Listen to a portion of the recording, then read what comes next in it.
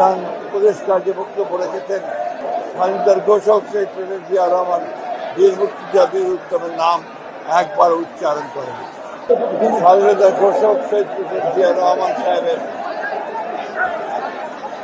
বিদ্রোহ পরিশ্রমের বিরুদ্ধে এবং তার স্বাধীনতা ঘোষণার মধ্য দিয়ে স্বাধীনতা যুদ্ধে মুক্তিযুদ্ধে ঝাঁপিয়ে পড়ে এবং দীর্ঘ 9 মাস তারা মুক্তিযুদ্ধের মধ্য দিয়ে আমরা স্বাধীনতা অর্জন করি।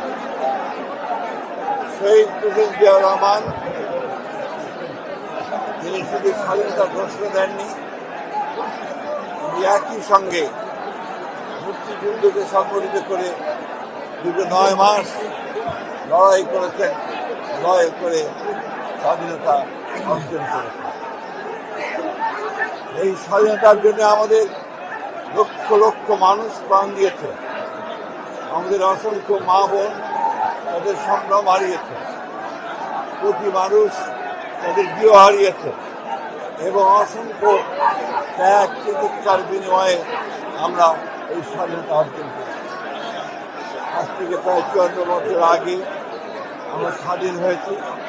দুর্ভাগ্যের কথা, তখন যে লক্ষ্যকে সামনে নিয়ে, আশা আকাঙ্ক্ষাকে সামনে নিয়ে, চেতনাকে ধারণ করে আমরা যুদ্ধ করেছিলাম একটা স্বাধীন, একটা মুক্ত, স্বাধীন, সার্বভৌম, গণতান্ত্রিক বাংলাদেশ। এই বাংলাদেশ আমরা এখন পর্যন্ত পুরোপুরি অর্জন করতেছি। এর মধ্যে অনেক চড়াই উতরে গেছে। আমরা মাঝখানে শহীদ প্রেসিডেন্ট জিয়া রহমানের নেতৃত্বে 7ই নভেম্বর আমরা আবার গণতন্ত্র ফিরে পেয়েছিলাম এবং পরবর্তীকালে 1991 সালে আমরা আবার গণতান্ত্রিক অবস্থায় ফিরে এসেছিলাম।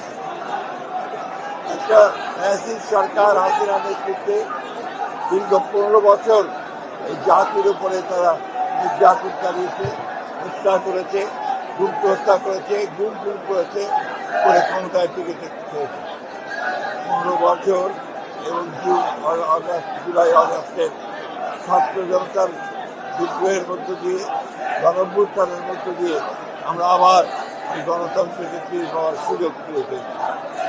আমরা আশা করব অন্তর্বর্তীকালীন সরকার অতি দ্রুত তারা ন্যূনতম সংস্কারগুলো করে, অর্থাৎ যেগুলো নির্বাচনের জন্য প্রয়োজন তারা নির্বাচনের ঘোষণা দেবে। আমি অত্যন্ত হতাশ হয়েছি গতকাল প্রধান উপদেষ্টা যে বক্তব্য রেখেছেন, সেই বক্তব্যে তিনি সেই রোড ম্যাপের কথা বলেন না। আমরা হতাশ হয়েছি যে তার বক্তব্যের মধ্যে তিনি স্বাধীনতার ঘোষক শহীদ প্রেসিডেন্ট জিয়া রহমান বীর মুক্তিযোদ্ধা বীর উত্তমের নাম একবার উচ্চারণ করেন। অথচ এটাই ছিল ইতিহাস। আমরা আবারও চাই না আওয়ামী লীগ যে ইতিহাস বিকৃত করেছে, এখন আবার সেই ইতিহাস বিকৃত হোক। প্রকৃত সত্যকে উদ্ঘাটিত করে জনগণের যে আকাঙ্ক্ষা একটি গণতান্ত্রিক সরকার, গণতান্ত্রিক সরকারে যত দ্রুত ফিরে যাওয়া যাবে আমাদের সমস্যাগুলো ততই সমাধান হবে বলে আমরা বিশ্বাস করি। আজকের এই দিনে আমাদের দলের পক্ষ থেকে, আমাদের দলের চেয়ারপারসন দেশনেত্রী বেগম খালেদার পক্ষ থেকে, ভারপ্রাপ্ত চেয়ারম্যান তারেক রহমানের পক্ষ থেকে আমরা গোটা জাতিকে শুভেচ্ছা জানাচ্ছি, অভিনন্দন জানাচ্ছি এবং প্রত্যাশা করছি অতি শীঘ্রই আমরা আমাদের কাঙ্ক্ষিত গণতন্ত্র ফিরে পাব।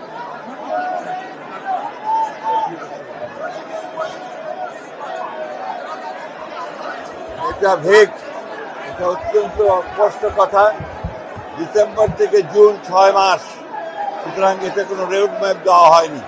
আমরা বারবার বলে আসছি যে স্পষ্ট রোড ম্যাপ এবং দ্রুত নির্বাচন, তা নাহলে যে সংকটগুলো সৃষ্টি হচ্ছে এই সংকটগুলো কাটবে না।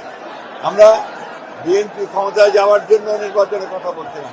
বিএনপি জাতির স্বার্থে, জাতিকে রক্ষা করার স্বার্থে, স্বাধীনতা সংহতিকে রক্ষা করার স্বার্থে বিএনপি নির্বাচনের কথা বলছে, নির্বাচিত পার্লামেন্ট এবং সরকারের কথা।